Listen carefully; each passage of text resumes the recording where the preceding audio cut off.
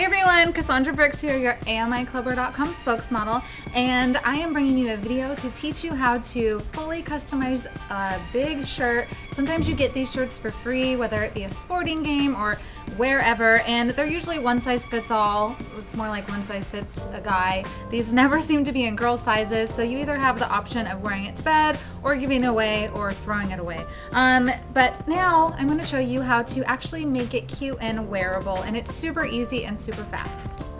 On second thought, your first time might not be super fast, but it'll definitely be easy and you will certainly get the hang of it once you try doing it.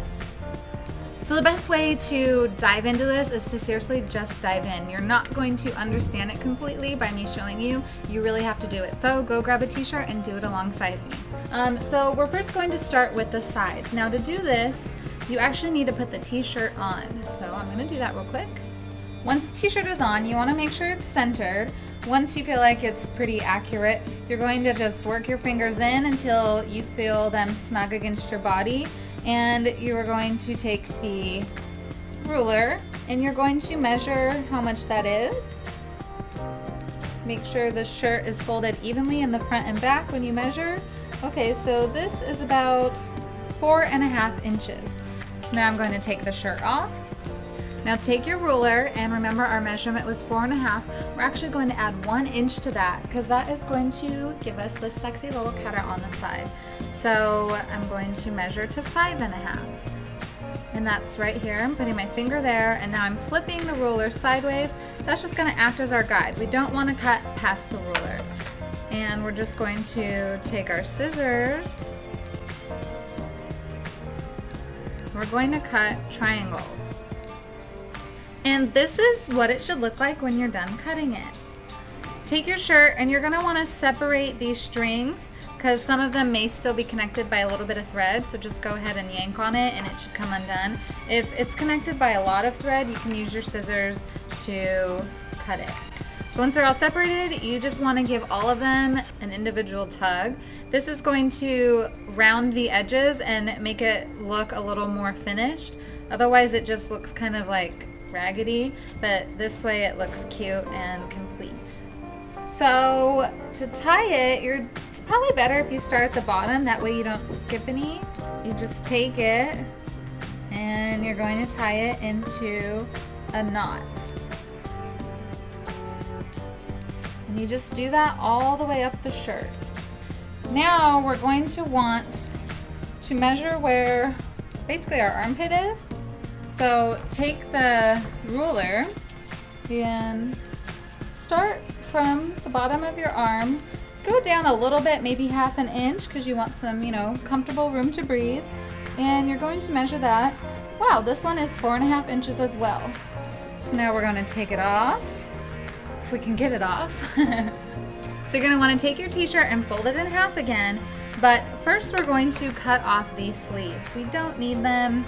They don't fit us anyway, so let's just get rid of them. And now we're going to cut the neck off. Off with their head! So to do this, I just kind of trace around the neckline that's already there, but I do give it a little extra room, maybe about like your fingernail. Now you can cut this in a different shape if you wanted to. You can make it more V-neck, you can make it more 80s style and cut it out more, but I figured since the back shows so much skin, I don't really want to show that much skin in the front, so I'm keeping the neckline kind of modest. The only thing that I still kind of have a problem with is the shoulders are too big, so I'm going to cut them and tie them, and that'll be cuter. The shirt's starting to look really cute, but now it is time to slice up the back. Now to do this, we're going to take our shirt, we're going to fold it in half like this. So you want to have everything lining up. You want it to be even.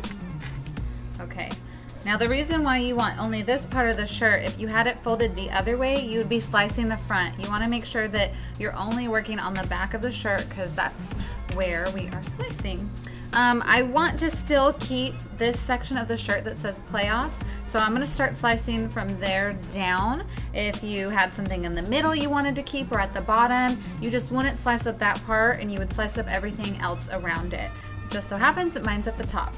Now to start slicing, that's pretty much just what you do. You make your first cut. I'm going to leave a little bit of room underneath playoffs. I'm going to cut like just a straight line.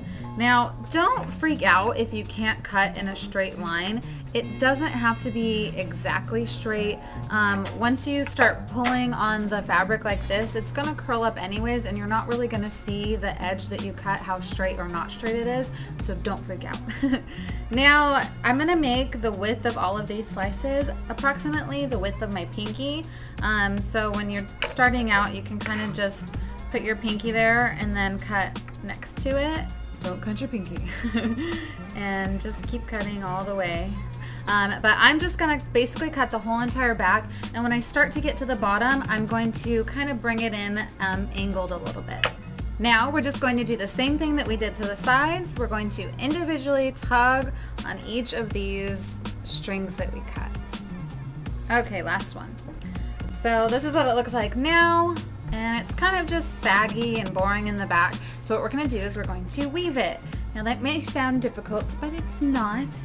So we are going to start from the top and just try this with me. It's pretty simple. You're going to take the first string, and then you take the second string, you lay it under the first string, and you take it over.